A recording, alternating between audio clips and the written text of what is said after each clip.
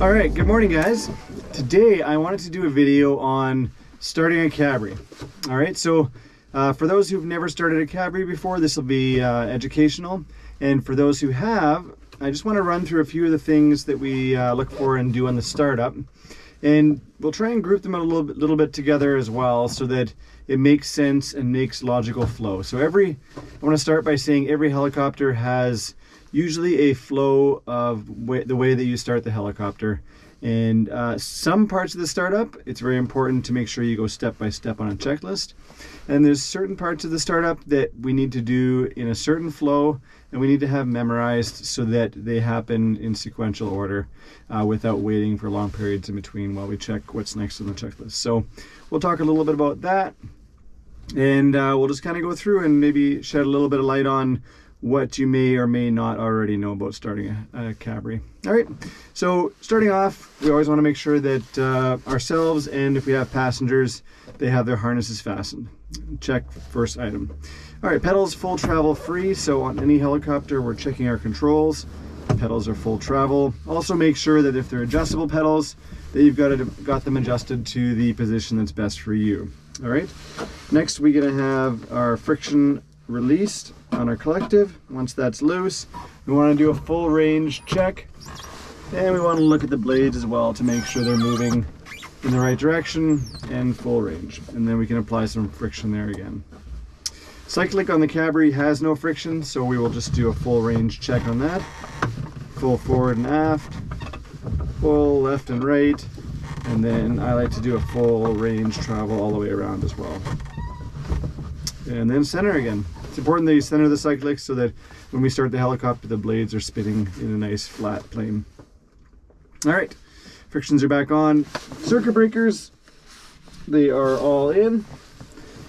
Excellent. Fuel shutoff valve is right below that, so that's part of our flow. Circuit breakers are in, fuel valve is on. Coming down, cabin heat, we'll just check that that's closed. And then all switches should be off except carb heat should be in auto. All right, at this point we're going to turn our master switch on, and a few things will happen here. We're going to see all of our lights will come on except for our low fuel will delay, and the starter is not going to come on right now. All right, there was our low fuel come on now. Very good. We'll wait for the beep. Good. Now that the beep has happened, our rotor brake light has gone out as well. Our main gearbox light has gone out, and our low fuel light is off. The only ones that should be on right now is the governor, oil pressure, and the alternator, because all three of those governors turned off right now. We have no oil pressure, and alternator's not putting out power. All right, at this point, we're gonna go NR switch to backup. That's right here. It turns the green light on, and that's gonna be part of our startup test here. We're gonna make sure our lights come on for our RPMs. All right, check the light is on. Check that the horn happened, which has already happened. All right, so now we want to make sure that there's no alarms except for, like we said, oil pressure up there. We also have oil pressure showing up here because we have 0 psi. Fuel pressure also at 0 psi right now. Oil temperature, we have 18 degrees, which is in the yellow arc, so it's going to be yellow there. And then carb temperature is showing up as 16 degrees right now. All right. And then if the engine's cold, they ask you to cross-check a few things. So your outside air temperature, which is 15 degrees, should resemble your carb temperature pretty close because they're the ambient temperature right now. All right. Fuel quantity check. So we're at 25 liters right now. If we were going flying right now, that would be a bit short on fuel, unless we're just going for a 5-minute hop. All right, so we have enough fuel for what we're doing right now, which is going to be starting the helicopter. Good, so next thing is governor off. Checked governor off is the light is on. We can check that. When we turn the governor on, the light goes out. Perfect. So we'll leave that off for now.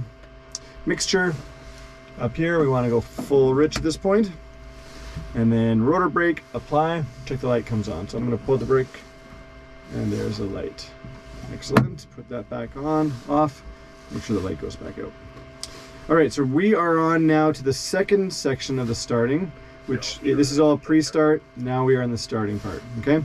So now if we were going flying, we put our headset or our radio on or our helmet or whatever we're gonna wear, all right?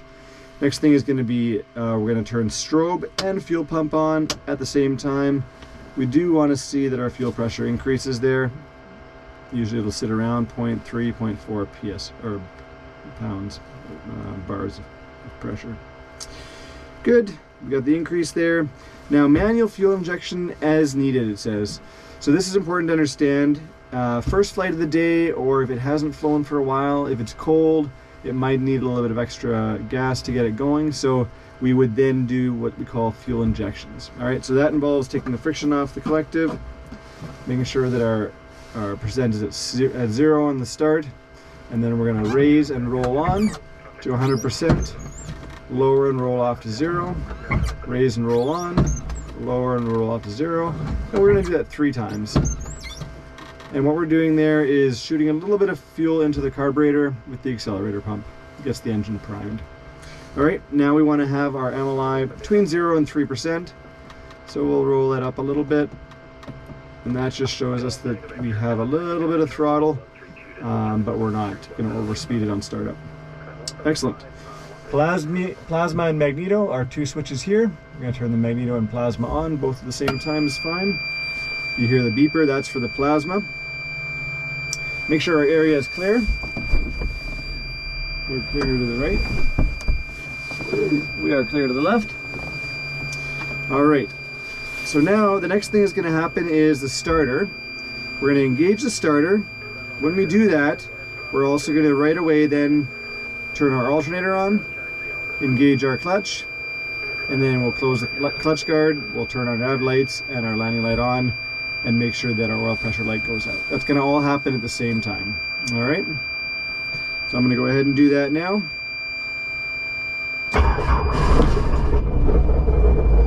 Alternator, clutch, nav, landing lights, oil pressure lights out, alternator lights out, and we are at idle at 1100 RPM.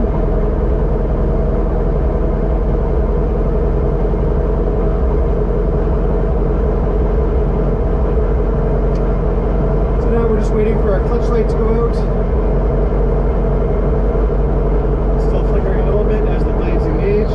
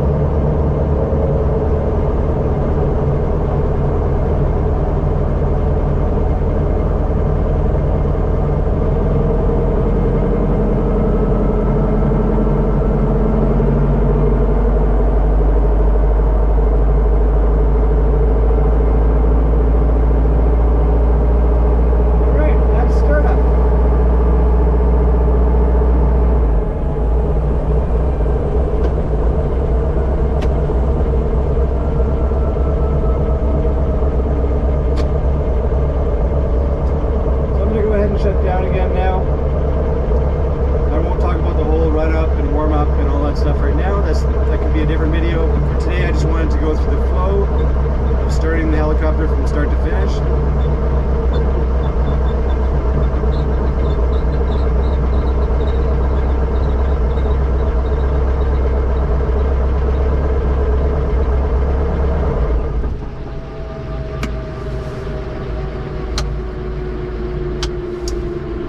All right, so that was the startup. So as you saw there, most of it is pretty sequential as we go along. And then when we get to starting the helicopter, usually there's a few items that need to happen kind of back to back. That involves, you know, once we turn the strobe and the fuel pump on, our mixture goes on, our magneto and plasma go on, now we're ready to start. And then we'll start the helicopter, engage the belts right away, turn the alternator on. Those things all happen pretty sequentially, one after another. And then the rest of it, the run-up and ignition test and everything that happens once you're warmed up a little bit. And we'll cover that in a different video. So I hope this was a bit informative. I hope you got a chance to see a little bit of the flow of starting and understand a little bit of it more about what some of the things that what we do when we're starting the helicopter. As always, hope you enjoy this video, and I hope it taught you something new today. Have a great day, and as always, thumbs up if you like the video, and we'll see you in the next one.